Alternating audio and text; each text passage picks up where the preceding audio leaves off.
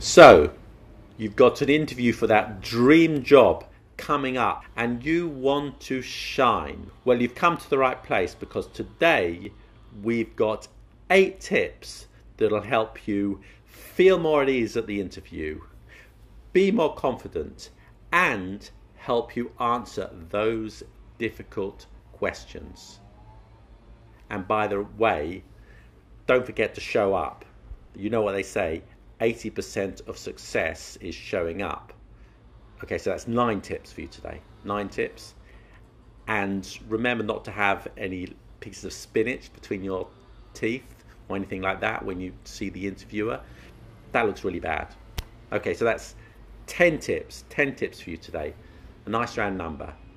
Okay, cue the time lapse.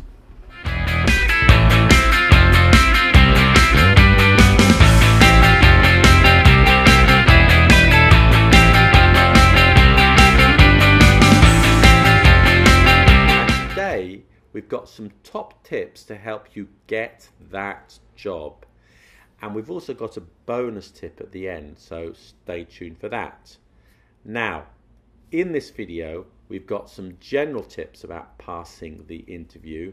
And if English is not your first language, we've also got some hacks about how to optimize your English at the interview. Start with confidence. They say that an interview is decided in the first 30 seconds. So you better get that introduction right. Well, we'll go into what you say later, but the best way to start is with a smile, maintain good eye contact, and give a strong handshake. Okay, but not so strong that you crush their hand and they have to go to the hospital for an x-ray for a suspected cracked wrist. Okay, and as far as the voice is concerned, keep the tone down, a falling tone. So, hi, I'm Gideon, not hi, I'm Gideon, a rising tone. Okay, so you want to sound friendly but serious.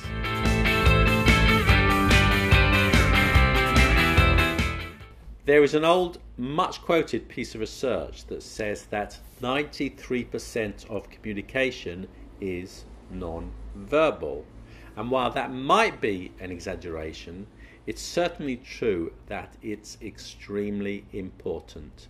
So make sure you sit upright with open body language, not closed ones like this. Keep good eye contact throughout, okay? Use hand gestures, if that's your style. And my top tip is, if they ask you if you want something to drink at the beginning of the interview, ask for a glass of water. This will help in 3 ways, okay? Firstly, it'll give you something to do with your hands instead of keeping them frozen in concrete, resting on your knees, or stop you from fidgeting. Secondly, it'll give you some thinking time if they ask you a difficult question. Let me see. Okay. And thirdly, you have something to drink if you're thirsty. The interviewer is sitting there thinking, what can you do for our company? And not, what can I do to help this person? And your answers should always reflect this. They should always focus on why it's a good idea to hire you, okay? So, for example, if the question is, why did you leave your last job, okay? So, firstly, never criticize your former boss or your former colleagues. Okay, keep things positive. My last boss was stupid and my colleagues were all bastards and they didn't appreciate my genius, and now I want to progress my career and hopefully become a manager within the next 2 years. Okay, no. Instead, always put a positive spin on things and what you can do for them. All right. So although I enjoy working in my current position, I feel that after 3 amazing years, I've come as far as I can at this company. So when I saw your advertisement, I thought, wow, this is a great position. I've got the skills, I've got the experience, and it's a company with an excellent reputation, and it's a place where I can really make a positive contribution. Okay? So the answer is what you will do for them and not why it's good for me. Everyone likes a story, and your interviewer is no different. By giving of lots of examples throughout the interview, you'll sound more interesting and give colour to your expression instead of talking in generalizations about your experience. Okay, so for example, instead of saying, I worked in the production department where I developed systems using XYZ, make your example come to life. When I worked in the production department, I wrote a new system that automated some boring, repetitive tasks that they had previously had to do by hand. It saved my co-workers about 12 hours each per month. My company were delighted, and my co-workers too, because they were able to spend their time on more creative things. Your USP is your unique selling point. What makes you different from the rest of the pack? What can you offer that other candidates can't? Often, the candidate with the best experience and qualifications is not the person who gets the job in the end. Perhaps you can demonstrate that you're a quick learner, that you're versatile, that you're a team player, that you know foreign languages. So throughout the interview, make sure you let them know what makes you unique and why they shouldn't let you go. This is often overlooked, but studies have shown this to be one of the most important factors influencing people. To put it simply, if the interviewer likes you on a personal level, you're more likely to get the job. Who would you give the job to? A highly qualified candidate that you don't like, or the less qualified candidate that you like? If you have to work with the person every day in your team, then you would probably choose the less qualified person and then train them up. So try and connect with the interviewer, get into his or her mindset, and if you find something that you both have in common, that can help you too, to bond with that person. So my next tip is learn key phrases, but don't memorize, okay?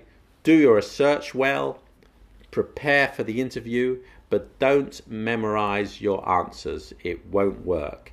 Instead, speak naturally and clearly, okay? However, if you're not confident about your English level, if English is not your first language, here is a hack. Here are some phrases that you can use to enrich your English expression, okay? And by using them, the interviewer will get the impression that you can express yourself with subtlety in English, okay? So, for example, instead of using a lot or very or much or many, you could say a significant amount, okay? I did a significant amount of work on this project. Okay, or a great deal. It required a great deal of effort, but I succeeded. Okay, you can use considerably. Okay, it was considerably more difficult than I imagined. Instead of saying a little or a bit, you could use something like rather. Okay, although it was rather difficult, I managed to complete the task. And to show a nuance, use somewhat. His response was somewhat surprising. And instead of completely, say wholeheartedly.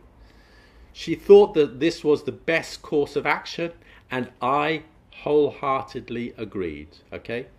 So these are just some examples, but do your own research. But it's good to have a few of these key words, key expressions to impress the interviewer if English is not your first language.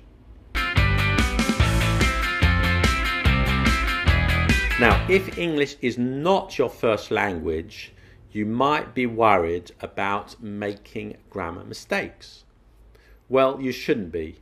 The interviewer is not a grammar teacher and will probably not even notice your grammar mistakes, unless, of course, you're going for a job as an English teacher. But generally, he or she has invited you to the interview because they've seen your CV, they know you have the skills, they know you have the qualifications, and they know that English is not your first language, okay? And they don't care about that as long as you can express yourself clearly and precisely.